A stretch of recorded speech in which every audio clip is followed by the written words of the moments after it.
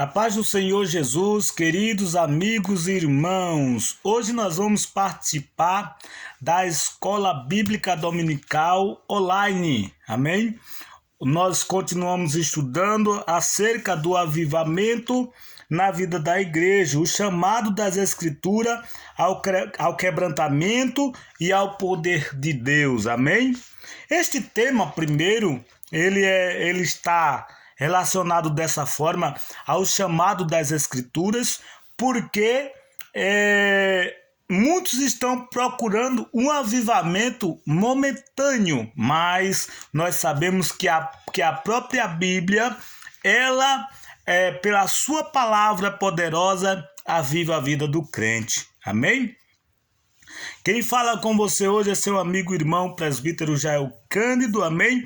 E hoje nós vamos estudar a lição de número 5, o avivamento na vida da igreja. Quem é a igreja? A igreja somos nós, a igreja sou eu, a igreja é você. Então nós vamos tratar do avivamento na nossa vida. Na lição anterior, na lição passada, nós estudamos acerca do avivamento na vida de Jesus, ou seja, o ministério avivado de Jesus. Foi o assunto que a gente estudou nessa última lição passada, que chegamos a concluir que o avivamento ele depende de duas coisas, principalmente. Primeiro, do Espírito Santo. Segundo, de uma vida plena em oração. Amém? E nesta lição de número 5, nós vamos estudar acerca do avivamento na vida da igreja. E o textuário diz assim: e todos foram cheios do Espírito Santo e começaram a falar em outras línguas conforme o Espírito Santo lhe concedia que falasse. Atos capítulo 12, versículo 4. Antigamente, se a gente falasse esse texto, toda a igreja já saberia aonde estaria o endereço, e o restante de todo esse texto, que é falando da descida do Espírito Santo em sua manifestação em Atos capítulo 2, versículo 4, né? E ali vai, em seguir. A verdade prática diz: ao longo dos anos, a igreja experimenta avivamento por meio do batismo no Espírito Santo e da atualidade dos dons espirituais. Bem, nós estamos conhecendo uma pobreza acerca desse assunto, né? Dons espirituais, frutos do Espírito, e nós precisamos buscar mais uma vez. Amém? A leitura bíblica em classe diz assim. Ela está escrita em Atos, capítulo 2, versículo 1 ao 13, diz assim: cumprindo-se o dia de Pentecostes, estavam todos reunidos no mesmo lugar. E de repente veio do céu um som como de um vento veemente e impetuoso, e encheu toda a casa em que estavam assentados. E foram vistas por eles línguas repartidas como que de fogo, as quais pousaram sobre cada um deles. E todos foram cheios do Espírito Santo e começaram a falar em outras línguas, conforme o Espírito Santo lhes concedia que falassem. E em Jerusalém estavam habitando judeus, varões religiosos, de todas as nações que estão debaixo do céu. E correndo aquela voz, ajuntou-se uma multidão e estava confusa, porque cada um os ouvia falar na sua própria língua. E todos pasmavam e se maravilhavam, dizendo uns aos outros: pois que não são Galileu todos esses homens que estão falando? Como, pois, os ouvimos cada um na nossa própria língua em que somos nascidos? Partos e medos, elamitas e os que habitavam na Mesopotâmia e Judéia e Capadócia e Ponto e Ásia e Frígia e Panfilha, Egito e partes da Líbia junto a Cirene, e forasteiros romanos, tanto judeus como prosélitos, e cretenses e árabes, todos os temos ouvido em nossas próprias línguas para falar das grandezas de Deus. E todos se maravilhavam e estavam suspensos, dizendo uns aos outros: que quer isto? Que quer isto dizer? E outros, zombando, diziam: estão cheios de mostos, ou estão cheios de bebidas. Amém? Então este é o nosso texto base, onde nós iremos trabalhar nesta lição de hoje. E esta lição, ela tem uns pontos que nós vamos estudar, amém? Nós vamos expor a realidade do batismo no Espírito Santo e o público-alvo. Em seguida, vamos examinar o dinamismo da Igreja Apostólica. E em terceiro, nós vamos demonstrar a importância de um ministério ungido para os dias atuais. Amém, irmãos? Então são esses assuntos que nós vamos estudar hoje aqui com você. Então você pode deixar o seu comentário, o seu apoio à nossa gravação de hoje, à nossa lição de número 5, que vai ajudar muito aí algumas dúvidas que você tenha, ou que talvez eu passei aqui, que alguém depois vai querer se interessar. Vai ser muito bom a tua participação. A introdução da lição, ela diz assim: nos primórdios da igreja, o povo de Deus era avivado e caminhava sob a direção do Espírito Santo. Por isso, nesta lição, estudaremos o papel do enchimento do Espírito no avivamento primitivo. Analisaremos o aspecto dinâmico da igreja e, finalmente, teceremos algumas considerações quanto ao dinamismo avivado da igreja primitiva para os dias atuais. Vejam só, eu achei assim um ponto interessante sobre o primeiro assunto da introdução que nós vamos conversar. É sobre a direção do Espírito Santo. Este assunto da direção do Espírito Santo, ele tem saído de muitas igrejas, porque a direção do Espírito Santo é o dedicar-se em ouvir a voz do Senhor quando ele dizer: não vá por aí, vá por aqui, não feche essa porta, abra aquela porta. É ser sensível. Antigamente, quem dirigia a igreja ouvia a voz do Espírito Santo. Quando o Espírito Santo, quem dirigia o culto, ele diria quem convidar, quem deixar de convidar e quem traria a palavra. E assim o culto era avivado, o povo era cheio do Espírito Santo, o poder dos céus descia sobre a igreja e todos eram cheios. Então não havia, era justamente aquele poder, aquela comunhão, aquele unamismo que existia entre cada um por causa do poder do Espírito Santo. O primeiro ponto, nós vamos tratar do batismo no Espírito Santo e o público-alvo, ou seja, quem age na nossa vida é o Espírito Santo. Agora, por quê? Qual a finalidade da descida do Espírito Santo? Jesus, ele falou com os discípulos: ficai em Jerusalém até que do alto sejas revestido de poder. Então, o batismo com o Espírito Santo tem uma finalidade e hoje nós vamos aprender. Então, vamos lá. O chamado abrangente de Jesus.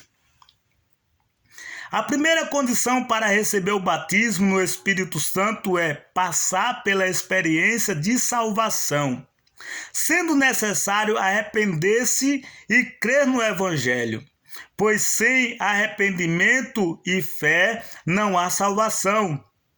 A segunda condição é obedecer a Deus, pois nosso arrependimento e fé devem apresentar frutos dignos. E, finalmente, a terceira condição é santificar-se, pois sem a santificação ninguém verá a Deus.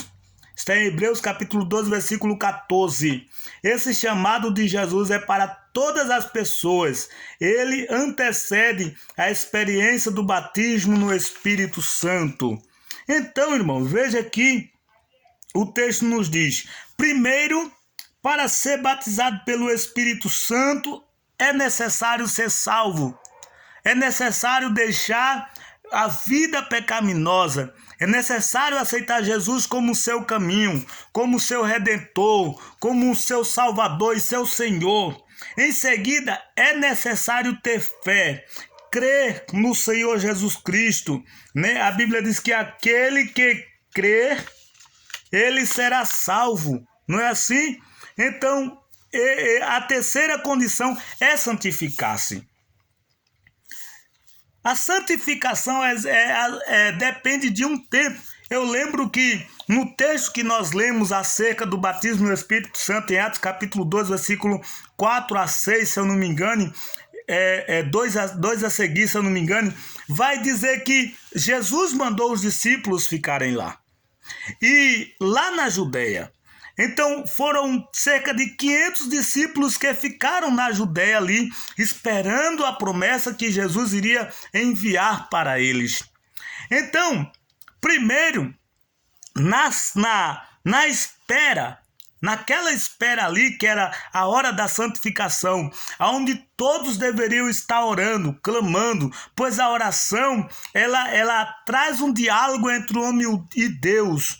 E nesse diálogo vai começando a se santificar, a tirar as coisas ruins. E o Espírito Santo já está dizendo, ele é santo. Primeiro ele vem agir, depois que for santificado. Então, naquela espera, naquela santificação, cerca de 380 pessoas saíram, não aguentaram a espera, não quiseram se santificar mais. Então, os 120 pessoas que ficaram ali insistindo, orando, cantando, reunido, unido, como diz a Bíblia, aí veio aquele vento com fogo, com aquele som, com aquele poder, invadiu a igreja e todos foram cheios do Espírito Santo. Mas primeiro, para ser batizado no Espírito Santo, é necessário se santificar e insistir nessa santificação.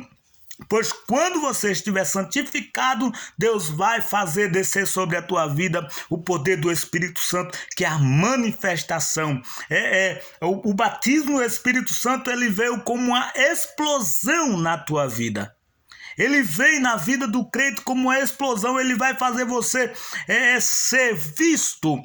Pois aqueles 120 pessoas foram vistas por milhares e Pedro pegou o evangelho ali. Receba, queira receber o batismo no Espírito Santo para que Deus venha poder usar você para fazer muito mais em sua obra. Amém, irmãos? Então, vamos continuar aqui. A promessa é para todos os salvos, ou seja, talvez você já tenha ido 8, 10 anos de crente, quem sabe mais, e não foi batizado ainda no Espírito Santo, mas você não está fora desta promessa. A promessa veio para todos. O batismo vai bater em tua porta, você vai ser cheio do Espírito Santo, vai falar em outras línguas, só não desiste ainda, porque vai chegar. Os primeiros a receberem essa manifestação sobrenatural do Espírito Santo foram os discípulos que, salvos, se reuniram no cenáculo para preservar em oração.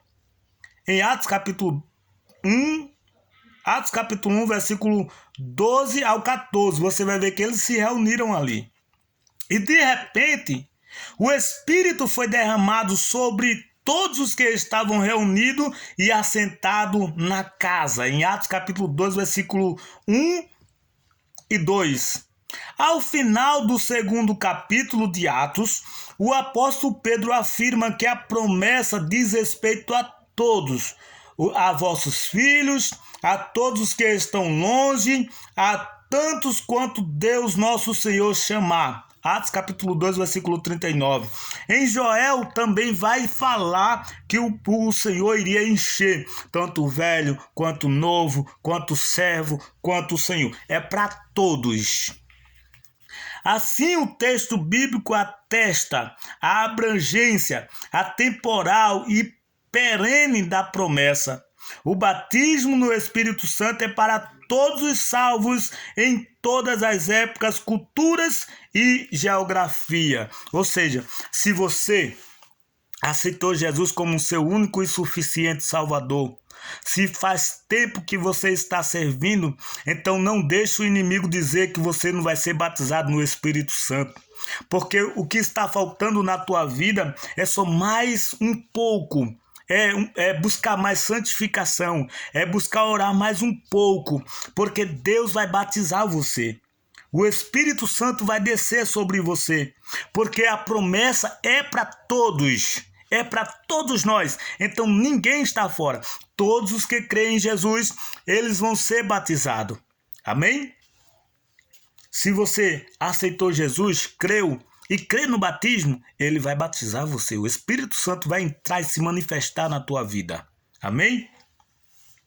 O engano dos cessacionistas. Vamos lá. O cessacionismo é uma corrente da teologia reformada e de algumas igrejas históricas que afirma que os dons espirituais cessaram na vida da igreja. Segundo essa corrente, o batismo no Espírito Santo e os dons espirituais eram apenas para os dias apostólicos. Há uma ginástica de interpretação bíblica para justificar essa invencionice história. Há outros ainda que, seguindo seus teólogos, afirmam que o batismo no Espírito Santo é a própria convenção. Vamos lá. Primeiro, alguns dizem que o batismo no Espírito Santo só veio naquele dia. Eu posso afirmar que não foi só no dia de Pentecostes, porque eu fui batizado no Espírito Santo. E a própria Escritura diz que depois foram outros batizados. Amém? É claro que ele diz aqui que desceu nos apóstolos enquanto os apóstolos viveram. Então, mas a promessa é para todos, porque no livro de Joel diz que nos últimos dias. Então, ali era só o começo. Nós ainda estamos aí na terra, pregando o evangelho, dizendo que Jesus salva, cura, batiza, renova, prepara, leva para os céus. Então, o Espírito Santo ainda está sobre nós para derramar do seu poder sobre nós. Então veja que alguns dizem que cessaram, alguns teólogos, alguns historiadores dizem que a promessa só foi até ali, mas isso é mentira do diabo. E então, outros teólogos dizem que ficaram na convenção. É claro que aquele que aceita Jesus recebem o Espírito Santo. Eles recebem sim o Espírito Santo. Mas aí não é receber o Espírito Santo que nos convém. O que importa para mim é o revestimento, é o batismo, é o poder, a manifestação, que é aquilo que a gente sente, que fala em outras línguas. Isso sim.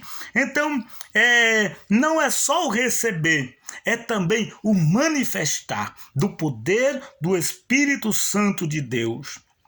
Já estudamos em trimestres anteriores que o Novo Testamento, e principalmente o livro de Atos, mostra com detalhe que o batismo no Espírito Santo é uma experiência distinta da salvação.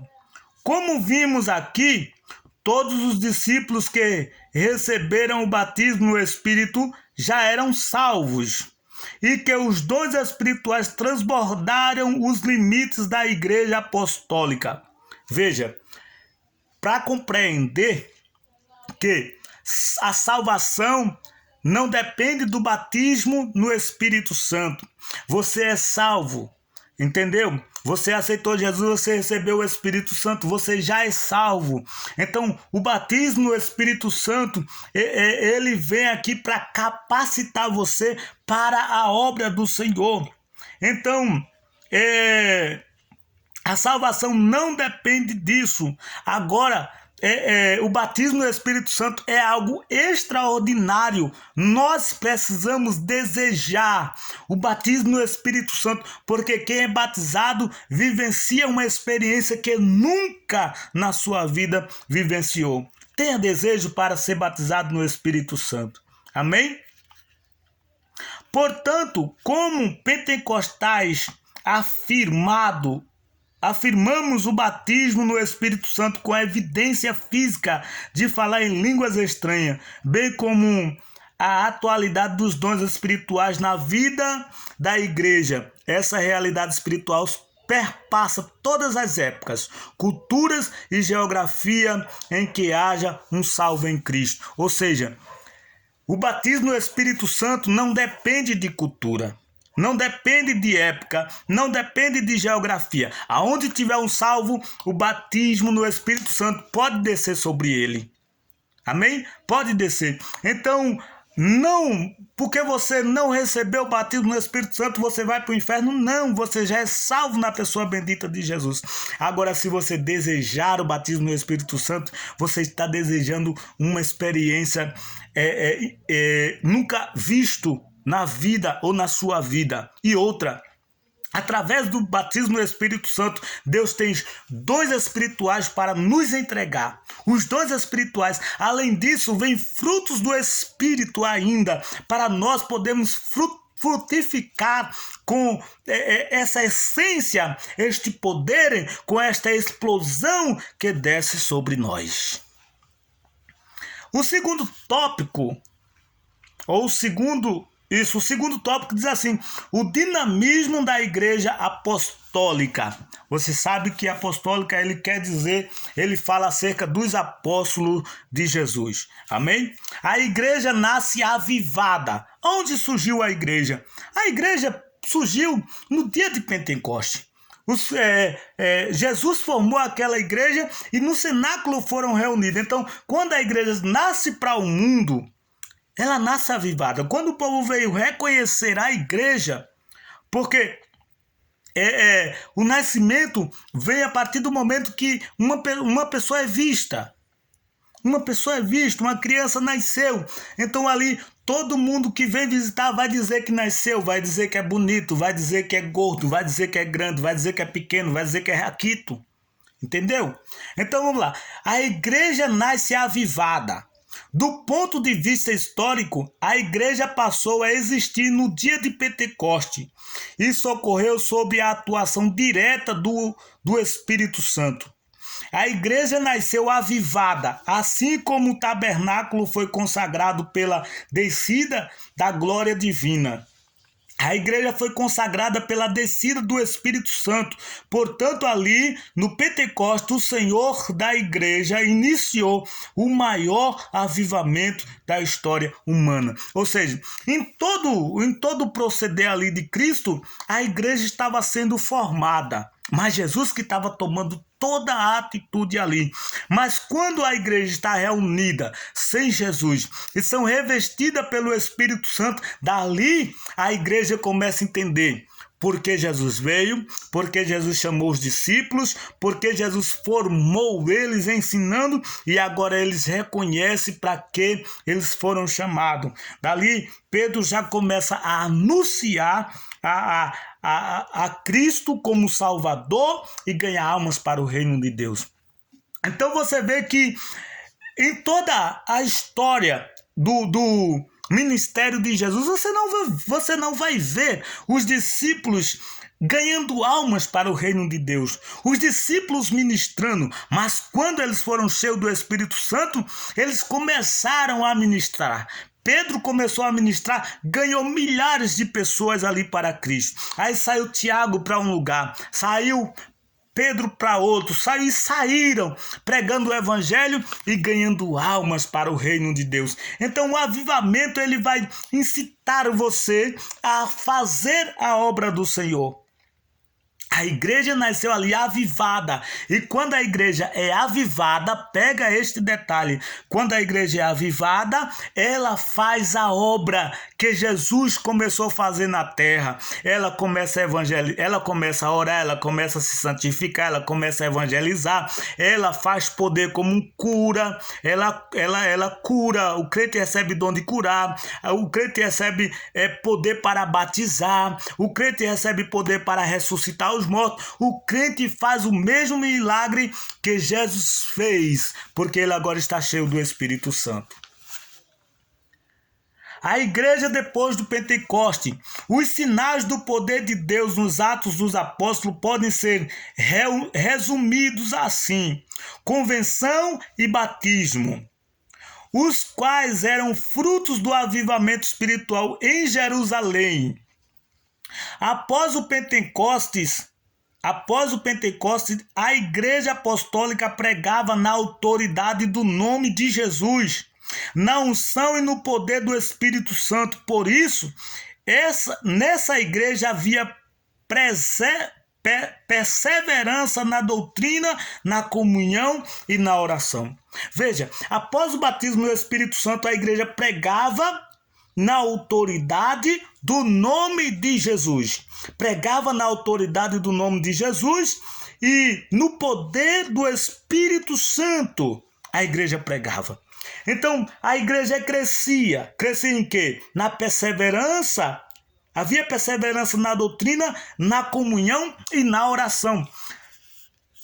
Eu vou abrir aqui e vou falar para você, vou abrir esse parêntese aqui, que se você foi avivado, foi batizado do Espírito Santo, e hoje você não fala mais em língua, é porque você perdeu, ou nós perdemos o costume de orar, nós perdemos a comunhão, nós paramos de observar, de cuidar da doutrina em nossa vida, da santificação. Então, a comunhão, tudo isso é um conjunto de que vai nos manter avivados diante do Senhor. Havia também temor, sinais e maravilhas, além de cuidado especial para com os irmãos carentes. O avivamento espiritual da Igreja Apostólica revela um profundo compromisso em duas esferas: a espiritual, que é piedade, palavra e oração, e a social, comunhão, suprir e carência. Veja só, a igreja era avivada, a igreja tinha aquele avivamento espiritual, mas ele tinha um compromisso com a igreja. E era em duas esferas, como foi dito. Primeiro a espiritual e depois a social. Era um cuidado na vida espiritual um do outro para que não saísse. E também a social. Suprir a carência um do outro. Você vai encontrar isso sempre em Atos. Capítulo 2, versículo 44 e 45, capítulo 4, versículo 32 e 33. Se você ler o livro de Atos, você vai encontrar aquela comunhão, aquele cuidado um com o outro. Você vai encontrar alguns textos que você vai se admirar. E você vai observar que esse cuidado, ele mantinha o avivamento entre um e outro. Amém, irmãos? Então, se nós formos avivados sempre, nós vamos aí manter a igreja avivada. Primeiro, os obreiros têm que ser avivados. Os obreiros, ele tem que ser avivado, desde o pastor ao porteiro, eles têm que ser avivados para a igreja receber também como aquele exemplo, aquele cuidado, ser avivado pelo poder do Espírito Santo. Vejam só. A explicação desse princípio tem algumas implicações revolucionárias. Por exemplo, significa que cada pessoa que participa da vida de Cristo tem um papel vital em seu plano para a igreja. Os dons e os ofícios podem diferir, mas cada um de nós possui uma função única. Uma igreja que afunila seu trabalho de alcançar outras pessoas por depender por depender de especialistas, seus pastores ou evangelistas, para o trabalho de testemunho, está vivendo em desacordo tanto com a cabeça que é Cristo, como com o padrão sistemático dos primeiros cristãos. Então você vê, a igreja tem que possuir uma função. Quer dizer, cada um, como disse Paulo, que se aperfeiçoe naquilo que foi chamado. Cada um tem sua função. Um foi chamado para ser pastor, outros foram chamados para ser ministro, só pregar, outros foram chamados para ensinar, outros foram chamados para orar, alguns foram chamados para cantar, outros foram chamados para interceder, mas cada um tem a sua função e cada um se aperfeiçoe, que busque para que aquilo seja feito. Tem os que foram chamados para evangelizar, aliás, todos foram chamados para evangelizar. Se for cheio do Espírito Santo, evangelize, trabalhe para o Senhor, pois quanto mais nós trabalhamos, mais nós ajuntamos tesouro nos céus. Amém? Um ministério ungido para os dias atuais. Na função do Espírito Santo, a pregação cristã deve ser acompanhada de poder, sinais e milagre. Veja, se tem unção, tem poder. Se a unção a unção é o poder. Então a pregação ela tem que ser acompanhada de poder, sinais e milagres, porque os sinais e os milagres só vêm se existir poder. Só vai existir salvação, que é o maior milagre, se existir poder na pregação. Então não adianta você tentar mostrar alguma coisa que talvez não é, se não houver poder, se não houver salvação, se não houver milagre, se não houver cura. Então, para mim, não adianta ter profecias se não tiver salvação. Não adianta. Então nós temos que procurar mostrar os sinais, pois Jesus disse assim, que os sinais seguiriam a todos os que creem. E eu creio que esse sinal vai nos seguir sempre quando nós seguimos a Jesus e cumprimos com o ministério que nos foi entregado. Esses sinais podem ser manifestos por meio de salvação de vidas para Jesus, expulsão de demônios, imposições de mãos sobre os enfermos para serem curados, conforme Jesus declarou que aconteceria. Um ministério avivado, ungido pelo Espírito Santo, é indispensável à missão da igreja nesses dias. Veja que todos nós fomos ungidos, aqueles que receberam o batismo no Espírito Santo foram ungidos pelo Espírito Santo. Então, os sinais que aqui foi falado, eles irão seguir, eles seguirão aos que crerem. Então, que nós possamos buscar este poder para a nossa vida, este poder. Porque este poder vai mostrar a nossa semelhança com Cristo. Vamos lá. Autenticado por Deus. Um ministério ungido não se desenvolve apenas por intermédio dos instrumentos formais e acadêmicos dentro dos padrões hermenêuticos, exegéticos e homiléticos da pregação. Todos esses instrumentos são importantes para o aprimoramento do obreiro, mas só eles não bastam. É preciso que Deus aprove o trabalho do obreiro. Foi assim que aconteceu em Marcos, quando Jesus autenticou a pregação dos discípulos, confirmando a palavra com sinais que se seguiam. Em Marcos capítulo 16, versículo 20, portanto, o modelo da pregação do Novo Testamento é uma mensagem confirmada pelos sinais e prodígio de Deus. Ou seja, a teologia, a hermenêutica, a exegeses, hemoléticos, todos esses estudos são importantes, mas muitos após o conhecimento, esse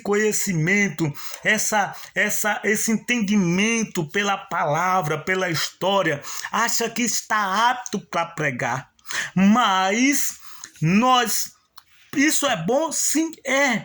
Mas o maior necessário é o poder do Espírito Santo, pois a Bíblia diz: se abrir a boca, o Senhor enche de palavras poderosas. Amém? Então você que não tem teologia, que tem medo de pregar, mas é convidado, pregue a palavra, pois quem salva não é teologia, quem salva não é exegese nem nada, quem salva é o poder do Espírito Santo de Deus. Amém? Pois os sinais da salvação que Jesus disse, tanto expulsão de demônio, conversão de alma, curas divinas, isso iria seguir a todos os que crerem, a todos que aceitarem Jesus, a todos que foram cheios do Espírito Santo. Não teologia. É bom fazer? É bom entender? É bom buscar a história? Sim, é. Não desprezamos isso, mas nunca deixamos o nosso bom costume de orar. Amém?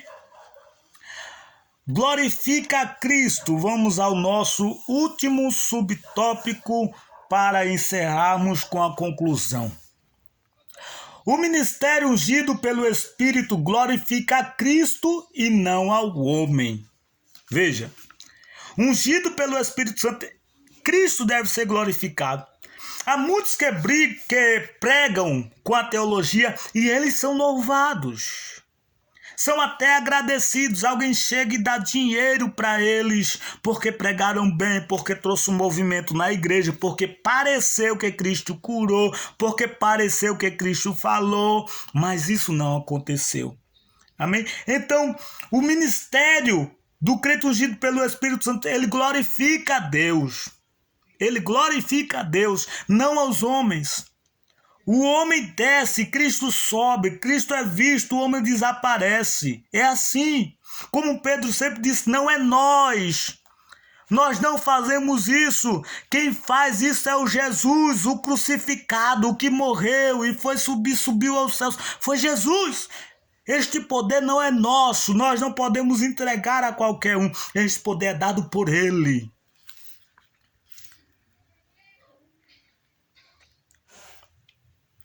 Não por acaso, nosso Senhor declarou que a missão do Espírito Santo é glorificá-lo. Em João capítulo 16, versículo 13 e 14. Assim, toda a mensagem do Evangelho e atividade sobre a direção do Espírito Santo devem glorificar a Cristo. Aos Coríntios, os apóstolos Paulo ensina que comais, que bebais ou faças outras qualquer coisa, fazei tudo para a glória de Deus. Deus em Cristo é o que deve ser glorificado a partir de nossa instrumentalidade na obra do Senhor. Ou seja, em tudo a nossa visão seja para glorificar a Deus. Que coma, que beba, né? Tudo seja para a glória de Deus. Que vista. Se você vestir, vista para a glória de Deus, que o nome de Cristo seja glorificado. Amém, irmãos? Porque esta é a obra do Espírito Santo. Se for fazer qualquer coisa, faça com tudo que o Espírito Santo seja glorificado.